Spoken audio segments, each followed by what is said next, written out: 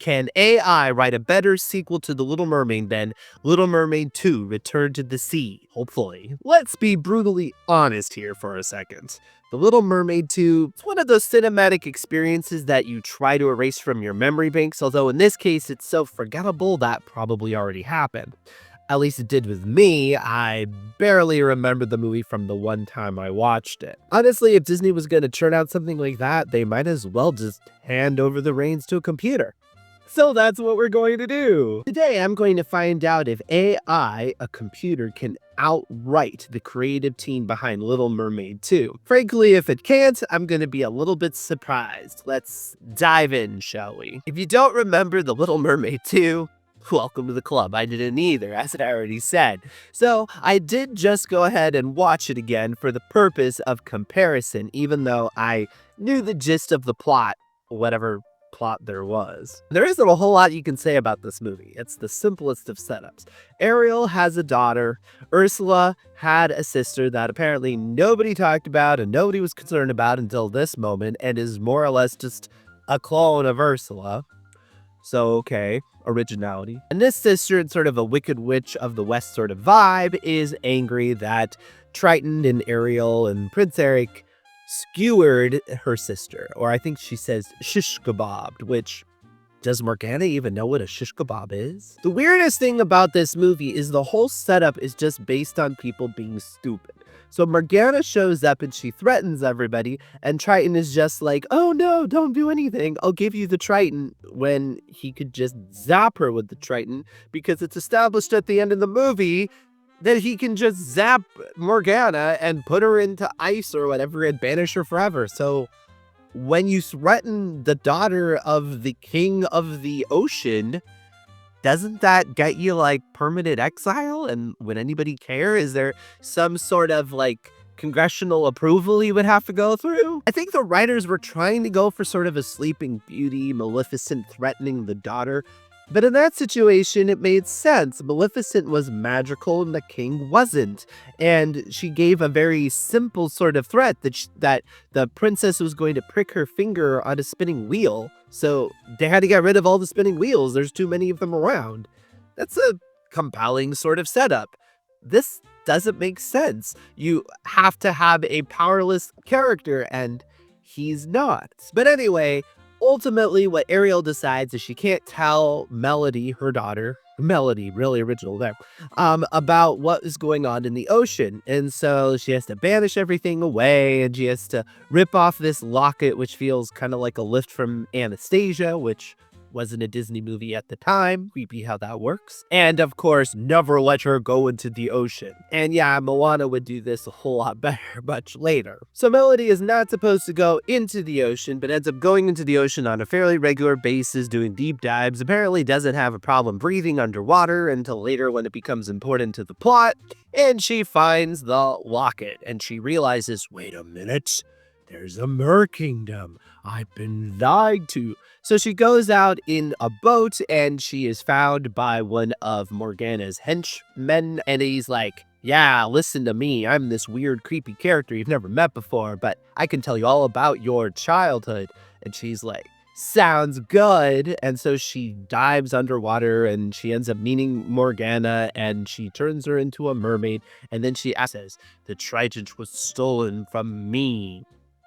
So anyway, the whole plot involves Melody going to Atlantica to steal the Triton, which she does without any effort whatsoever. Ariel and Triton trying to find Melody, which they basically do without any effort whatsoever. And then finally, Melody giving the Trident to Morgana because she's really dumb that when her mother's like, listen to me, don't give her the Trident, but I'm not going to give you specific information.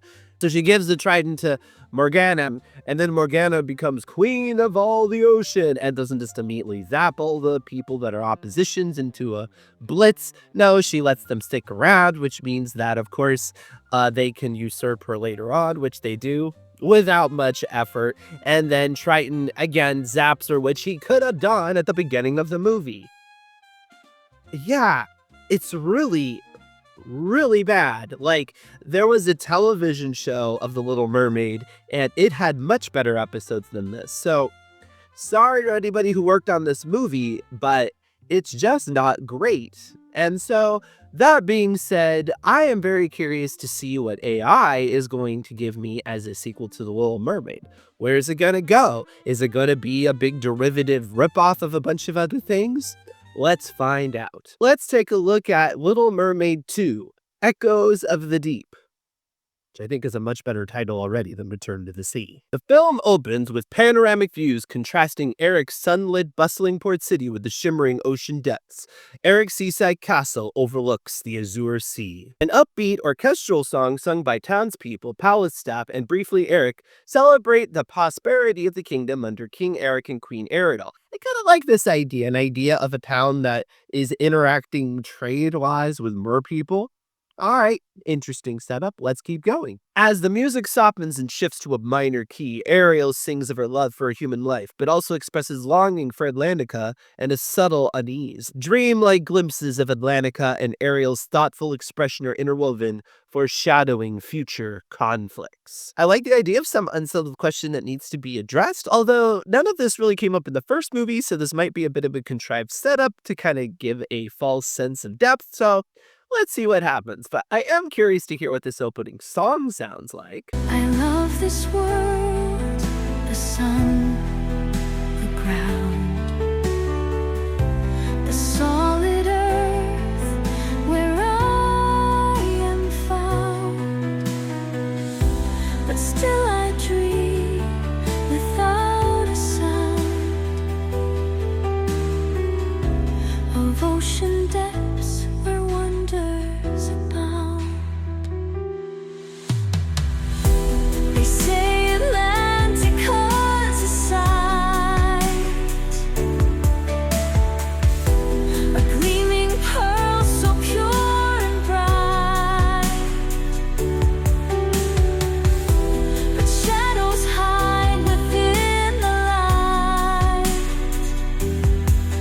and things aren't always what they might. Alright, so it's sort of losing me a bit here. This is sort of sounding Frozen 2 rip-off-y Greatest Showman. Not exactly fitting the vibe of the music of The Little Mermaid here, but okay, let's imagine we're trying to go a little bit more modern. Let's keep going. The song ends focused on Indira, Ariel and Eric's teenage daughter. Indira, spirited and intelligent, watches Ariel with admiration and curiosity. She feels drawn to her mermaid heritage, evident in her room filled with sea books and mermaid artifacts, hinting at her fascination with Atlantica. Indira kayaks near the coast and explores a known shipwreck. Kayaking, I don't think, is really year-specific, although Little Mermaid doesn't take place in really a specific time, but feels modern. The underwater scene is beautiful yet ominous, with decaying wood and shadows. Driven by curiosity and her connection to the sea, she discovers a barnacle-encrusted chest hidden within the wreck. I'm a little bit confused as to why that opening song was so focused on Ariel when we are now focused on Indira, and that seems to be more the protagonist of this movie. Let's see. Back on shore, Indira opens the chest to find Ursula's miraculously preserved journal. Recognizing the name of the banished sea witch, Indira reads entries revealing personal reflections, magical research, and fragmented hints of a dark secret surrounding Atlantica's founding and the forgotten Abyssi tribe. The journal casts doubt on the accepted history of Atlantica and the simplistic view of Ursula. I kind of like this idea. So, like, they stole their magic from another group and they erased their history. It's very dark. But totally, yeah, this doesn't quite feel in line with The Little Mermaid. It is more original, though. I'll give it that. Indira shares the journal with Ariel. Initially dismissive, Ariel grows concerned as she reads, recognizing familiar phases and half-remembered legends about Atlantica's early days in Ursula. The journal confirms Ariel's fears of a damaging hidden truth about Atlantica's past. It's Moana-ish, right? A shimmering image of a worried Triton appears in the castle, communicating magically. He speaks of unrest in Atlantica, fueled by whispers of historical injustices and Ursula's claims. Recognizing Ariel's unique position, Triton requests her to act as an ambassador to mediate the escalating tensions before conflict erupts. Ariel is conflicted, cherishing her human life, but feeling responsible. She confides in Eric, expressing her fears. In song.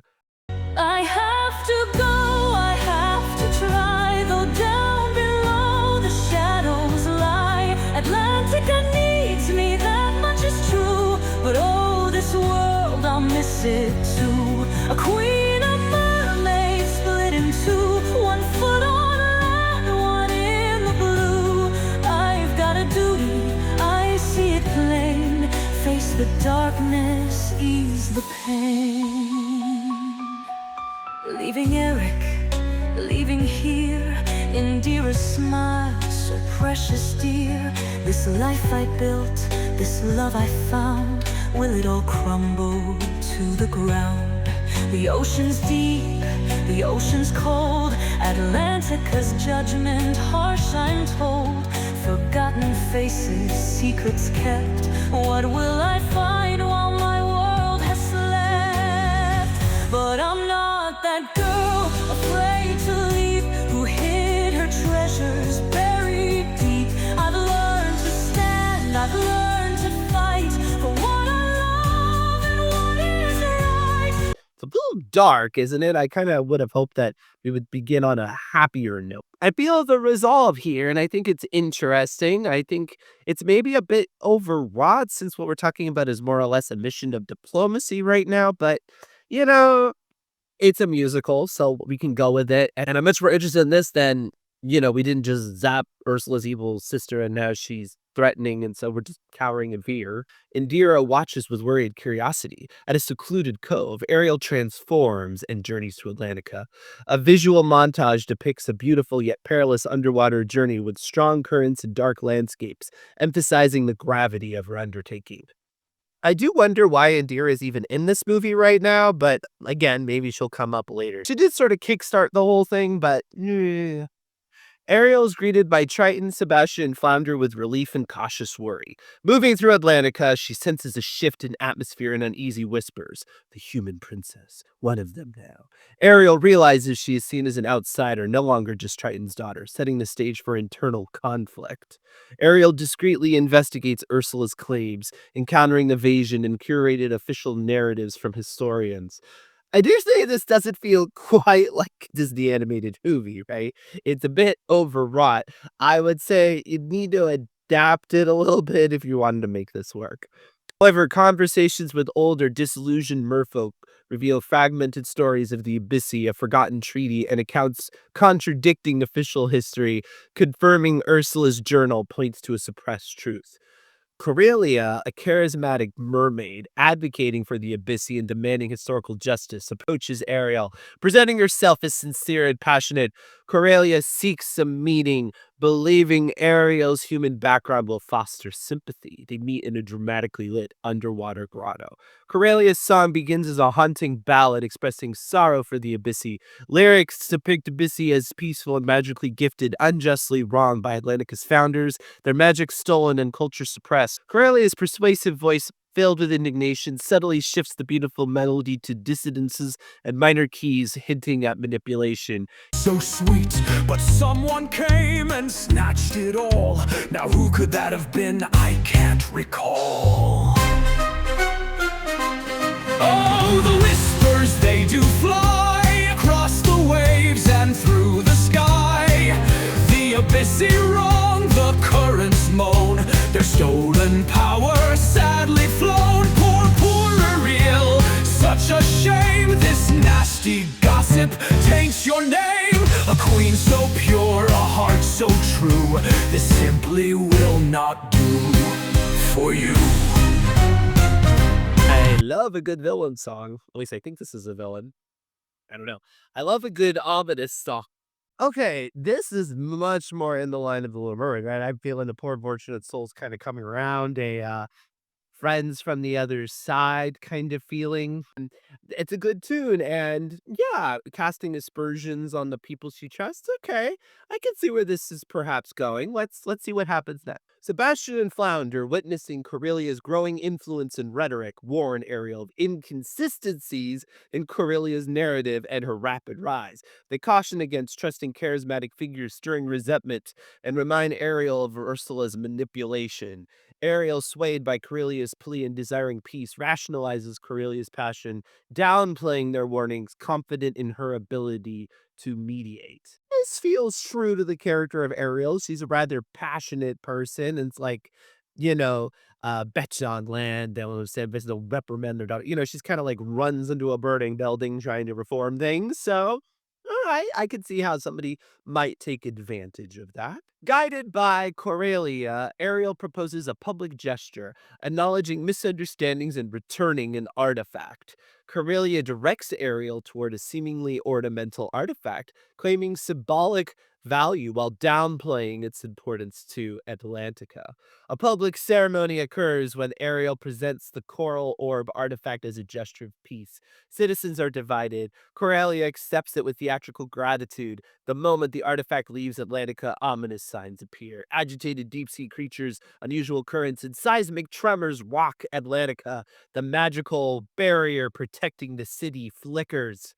Ariel realizes the horrifying truth. The ornamental artifact was a keystone of Atlantica's defense, regulating deep sea currents. Coralia manipulated Ariel's goodwill to create a catastrophic vulnerability, unleashing potential destruction upon Atlantica, leaving Ariel stricken with guilt. Again, this is kind of a political sort of storyline for The Little Mermaid, but I will grant it that it is hard to come up with a good sequel to Little Mermaid because what other problem can you get into? And as a queen, it's like, well, political negotiation gone wrong. How about that? As chaos engulfs Atlantica, Coralia's true ambition is revealed. Her facade of a grieving advocate shatters, replaced by ruthless ambition. She confronts Ariel, revealing her goal was never justice, but power. She intends to exploit the weakened barrier to unleash the deep sea currents and reshape Atlantica, indifferent to the suffering, envisioning herself a ruler of untamed Atlantica. Desperate to restore the barrier, Ariel re-examines Ursula's journal, aided perhaps by Indira, who may have journeyed to Atlantica or provided research assistance from the human world. AI is really struggling with what to do with this character of Indira. I think it should be a dropped character. They discover a hidden personal lament revealing Ursula's banishment and the true motivations, triggering a flashback. Ursula's voice sings a tragic ballad. Flashbacks show a younger, idealistic Ursula in Atlantica, possibly close to Triton. Lyrics revealed she uncovered the Abyssy secret for truth and justice, but was betrayed by Atlantica's establishment. Framed as power hungry, explaining her descent into villainy. I started searching high and low for truth they didn't want to show. I pulled a thread, a tangled knot, and found a truth I'd rather not. Oh, the sting of treachery's knife. They stole my joy, they stole my life. For seeking truth, for seeing clear, they branded me with hate and fear. Traitor, they cried, a wicked soul, threw me away down a dark hole. Atlantica, my home, my kin, they locked me out and shut me in to darkness. Yeah, well, I'm not so sure I like that idea. I mean, Ursula seems like she's just a power hungry person and she was banished because she was power hungry. The idea she needs some sort of tragic backstory, not really feeling that. Totally, we're just way off of the original movie, right? The original movie was very clear, good, evil. This has gotten kind of into the woodsy in terms of who is really right and who is really wrong and what was going on and are there reasons for the villains. So this is probably going to be your mileage may vary. Some of you might be digging this. For me, it really doesn't fit the tone of the original movie. Understanding Atlantica's tragic past and Ursula's pain, Ariel faces a crucial choice, not just defeating Coralia, but breaking the cycle of revenge. Indira, representing a new generation, becomes instrumental. She helps Ariel see the solution lies in addressing historical injustices and building bridges, not just restoring the barrier. The climax features bridging the depths, a chaotic ensemble reflecting the battle and raging sea. As the song builds into an anthem of reconciliation, Ariel sways Coralia to see the true strength in unity, not revenge. Atlantica must settle the score. Why should we stop? Why should we wait?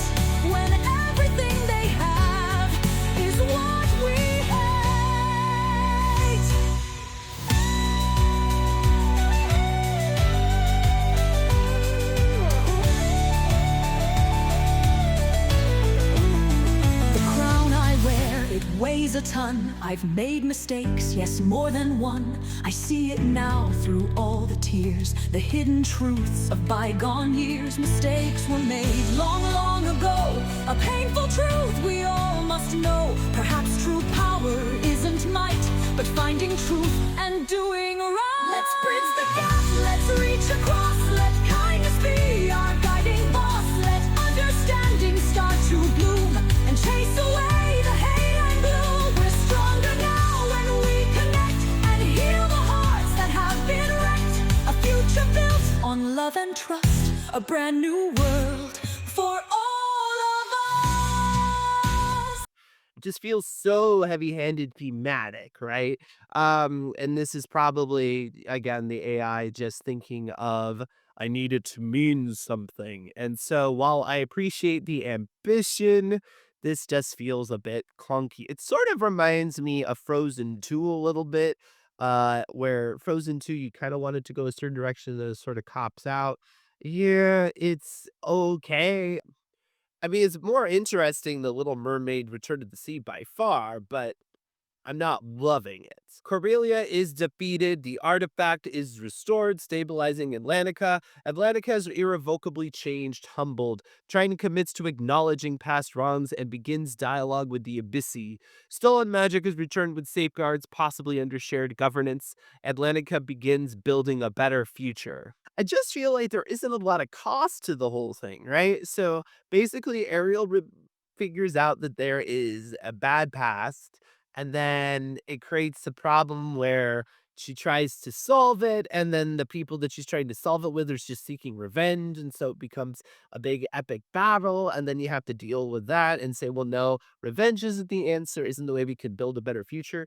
So I get it conceptually, but you needs more meat on these bones. And yeah, this is like a treatment, this is a summary, but I'm just not sure how you would get the scenes to work well to really pay this off. The film concludes with a hopeful reprise of a world above and below, now harmonious but fragile. Ariel and Indira return to Eric's kingdom, their bond strengthened. Their final visual pans over the ocean, highlighting interconnectedness and the fragile, hard-won peace built on understanding and empathy.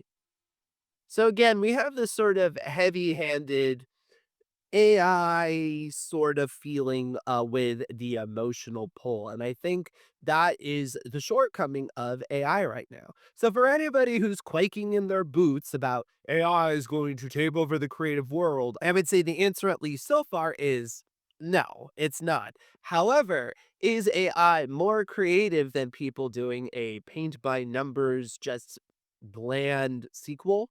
Well, yes, this is a much more interesting sequel than the direct-to-video sequel in many ways. It tries to change certain things about the original film in your mind. It tries to deepen the characters. It tries to mature everything. It doesn't quite tonally fit. And that makes me wonder if I go back to it and I told it all of my feedback, what kind of result might I get then? The Little Mermaid 2, The Sunken Kingdom of Lyra, opens in a world brimming with joy, showcasing the vibrant kingdom of Eric and the wondrous realm of Atlantica.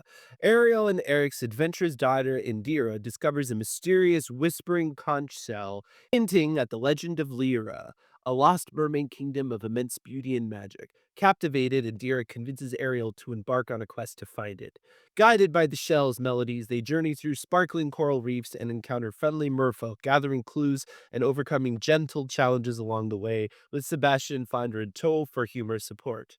Passing through a veil of mist, they discover Lyra, magically preserved but in a silent slumber. Ariel and Indira realize the shell holds the key, the lost song of Lyra. In a climactic musical moment, they perform the song, awakening Lyra's magic and restoring the kingdom to vibrant life. Lyra is joyfully reunited with Atlantica, celebrating shared culture and wonder. The film culminates in a harmonious reprise of two worlds, one heart, emphasizing the enduring friendship between humans and merfolk and the boundless magic of the ocean. And this is a lot more pedestrian, but it's still more interesting than The Little Mermaid 2. All right. So, in conclusion, I can say yes, AI did write a more interesting film treatment than the direct to video sequel, Little Mermaid 2 Return to the Sea. However, I also think that a team of human beings would still outwit AI, and by a considerable margin. We're not going to get something on the level of Toy Story 2 from AI, at least not yet. Anyway, I hope you found this interesting. If you would like to see how AI would handle other Disney films, or really any project altogether, please let me know. And of course, like, subscribe, hit the bell if you want to hear more from me and my analysis. I have some great videos about theme park storylines and Disney animated films, so check them out, and I'll see you around.